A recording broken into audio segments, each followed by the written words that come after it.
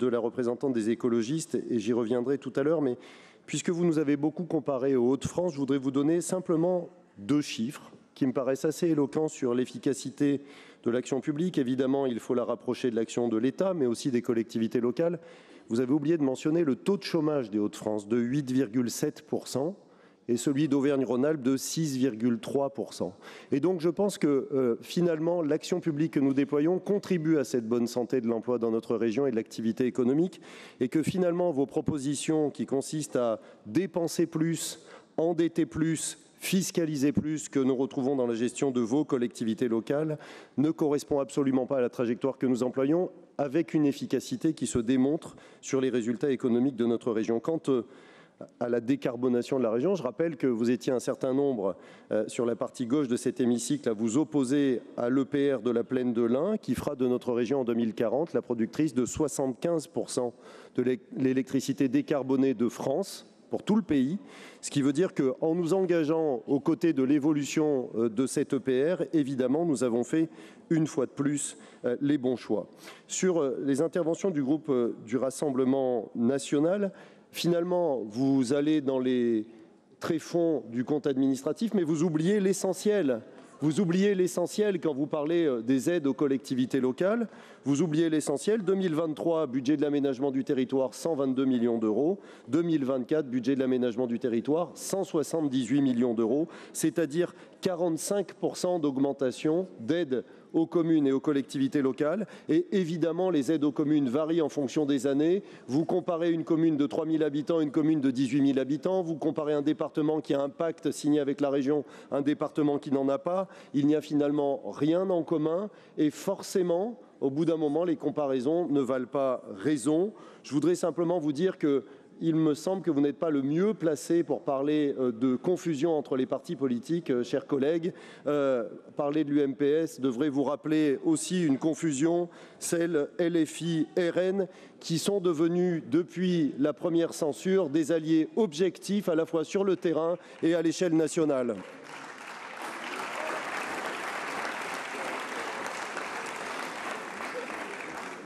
Quelques éléments pour répondre à notre collègue des écologistes.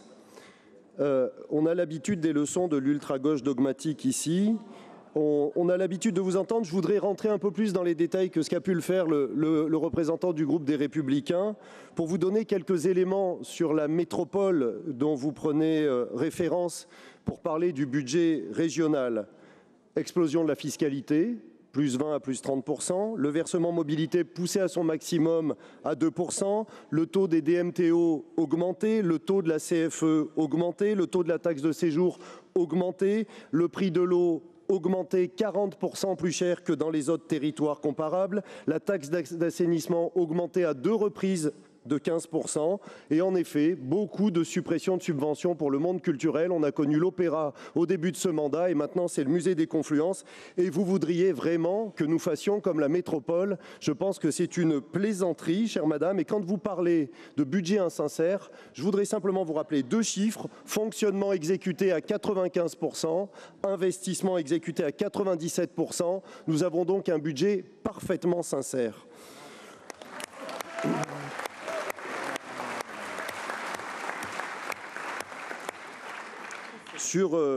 Chers collègues du PRG, sur le stock d'AP, on est sur une dynamique d'investissement.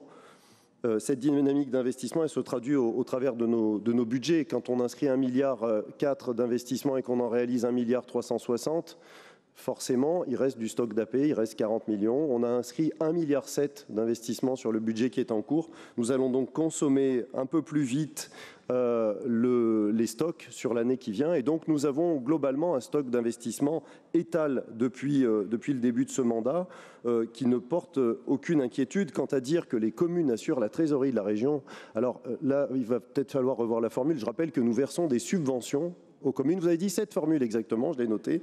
Nous versons des subventions aux communes et aux territoires qui sont bien heureuses de les recevoir. Moi-même, à titre de commune, je les reçois. J'ai jamais estimé que la région avait une dette à mon égard. Je me réjouis plutôt qu'elle ait autant d'attention pour nous, chose que nous n'avons pas toujours connue. Je vous rappelle les CDDRA, je me souviens même plus ce que ça veut dire, tellement c'était compliqué. Les CDDRA, c'était 95% de fonctionnement et 5% d'aide aux communes qui finalement n'attendaient plus rien à la fin. Je présidais un CDDRA, figurez-vous, au début des années 2000. J'ai un souvenir très précis de la durée des débats qui était inversement proportionnelle au montant des subventions que nous percevions, c'est-à-dire à peu près zéro.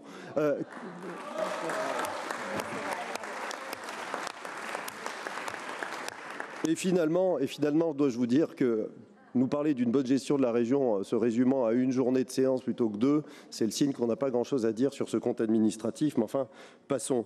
Groupe IC, quelques éléments simplement pour vous dire qu'on a 2 conceptions finalement des finances publiques et de la bonne gestion des collectivités locales.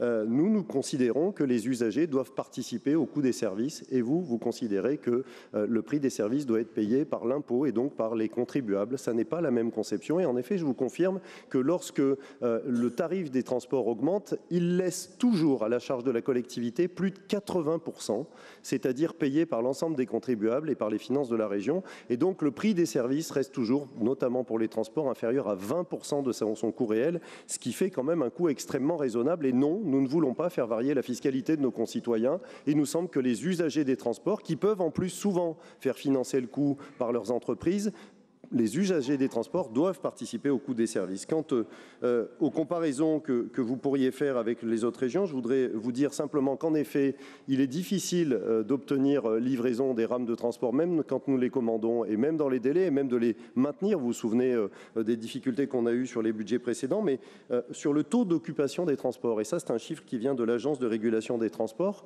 qui est assez éloquent. Je vais comparer 2 régions que vous connaissez bien, la nôtre, 32% de taux d'occupation de nos rames, et la région Occitanie, qui est prise souvent en référence dans les interventions de cette partie-là de l'hémicycle, taux d'occupation 39%. Donc je ne sais pas qui est saturé, mais il me semble que ce ne sont pas les rames de la région Auvergne-Rhône-Alpes.